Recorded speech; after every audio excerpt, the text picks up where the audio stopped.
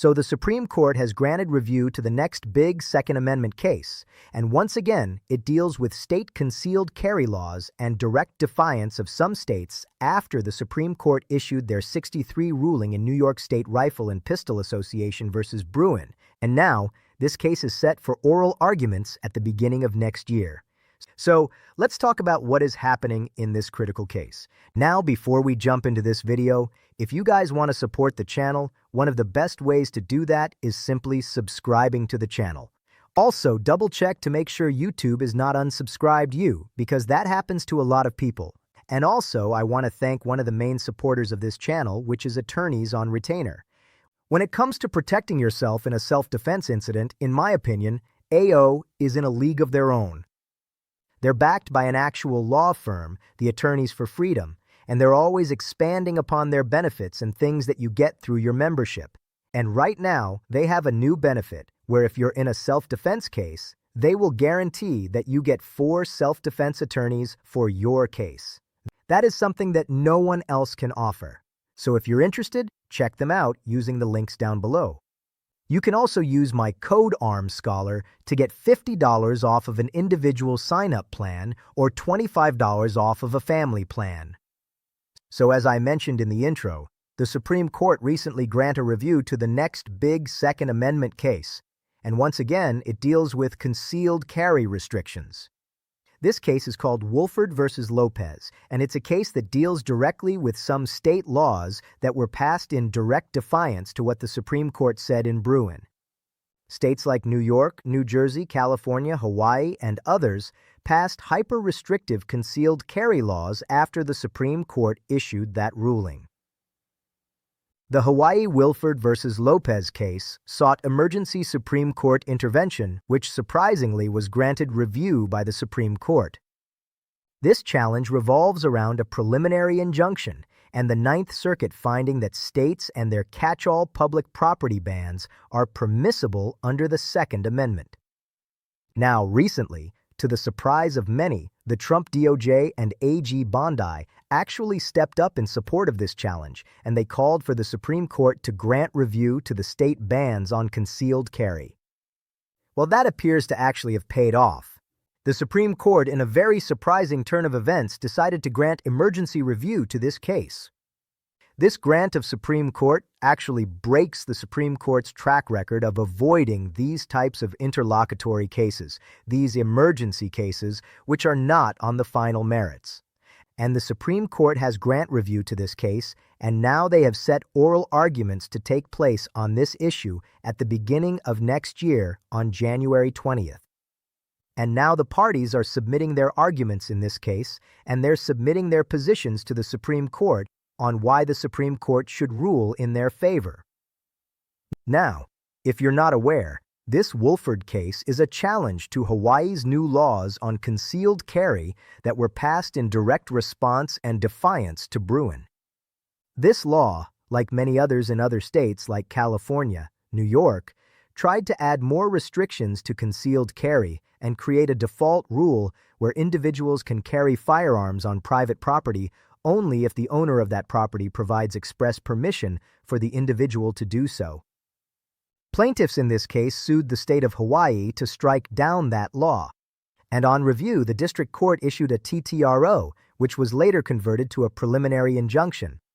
That was then appealed up to the Ninth Circuit and was reviewed along with the California concealed carry ban, which is a law put in place in California, which is pretty much identical to Hawaii's with a little bit of variance.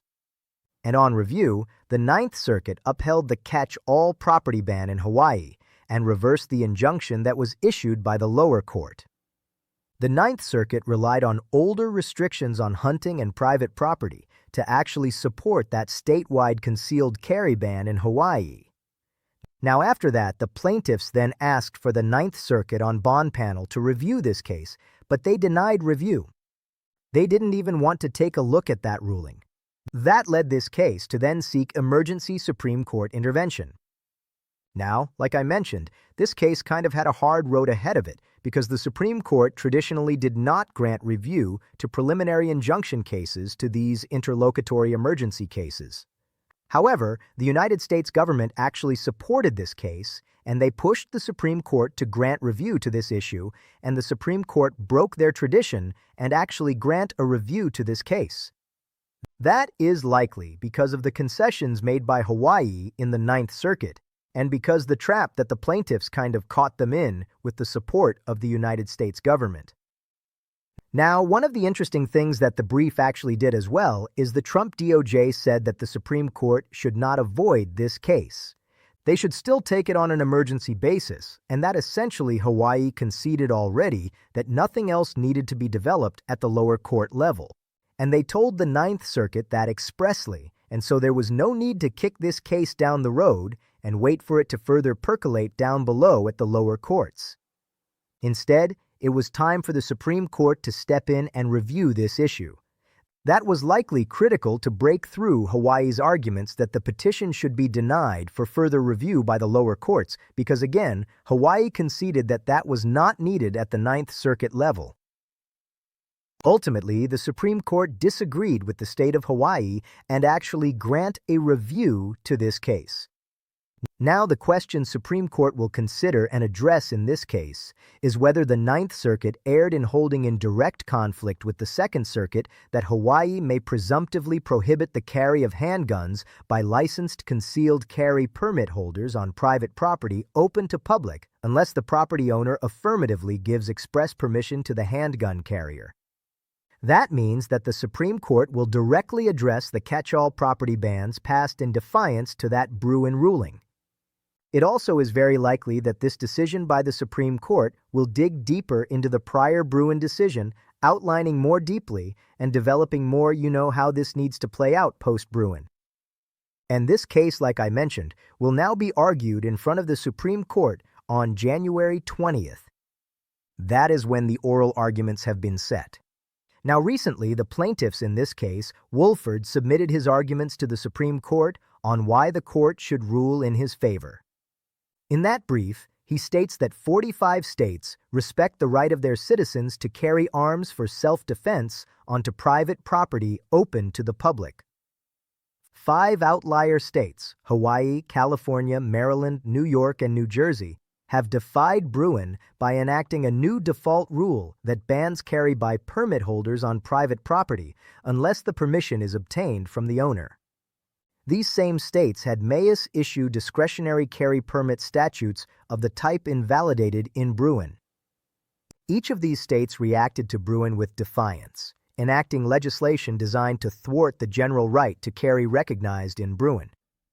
They point out that Hawaii has some of the more egregious carry laws that were passed post-Bruin. And again, all of these states did this in response to what the Supreme Court said. They did not want to make this shall issue. So they did anything that they could to restrict the access to concealed carry.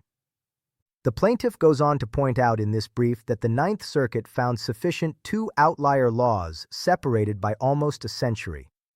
One law was enacted by a former Confederate state prior to the readmission to the Union, and for the purposes of denying former slaves of their rights to bear arms.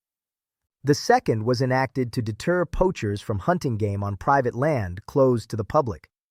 They state that both laws failed to meet Bruin's how and why metrics. Rather, Hawaii's law was enacted for the avowed purpose of discouraging trained and vetted permit holders from exercising Second Amendment rights newly recognized in Bruin. Hawaii's law thus illegitimately criminalizes the exercise of a fundamental constitutional right without constitutional justification or historical support. Therefore, they argue the Supreme Court should reverse what the Ninth Circuit said. So, briefs are now being submitted to the Supreme Court for their oral arguments that are going to take place in January in this case. And soon, Hawaii will file their response brief as well. And I also anticipate a lot of amicus briefs will be submitted to the Supreme Court. And there is likely also going to be an amicus brief filed once again by the Trump DOJ in support of the plaintiff here against the state of Hawaii. And I also anticipate that they will probably also ask for permission to participate in the oral arguments in front of the Supreme Court. So you would likely have the Trump DOJ saying that they're going to file a brief. They'll file that brief and then also say, we want to participate in this oral argument in front of the Supreme Court, and argue that these type of concealed carry laws violate the Second Amendment. So that's something we're going to be watching out for and keeping our eyes on. So again, a huge Second Amendment case that is moving forward. This is huge for 2A analysis going forward, and it's going to be interesting to see, how does this ruling play out? How do those oral arguments play out? And what additional language might we get in that decision by the Supreme Court that could impact other 2A cases going forward? So, as we get more information, as it develops more, I will let you guys know. If you like this video and you would like to support the channel, one of the best ways to do that is simply to like, comment, and subscribe. You can also check out one of the 2 videos here on the screen that the YouTube algorithm thinks that you'll find helpful. But as always, thank you guys so much for all of your support, and never forget, this nation was built by armed scholars, and this nation will be maintained by armed scholars.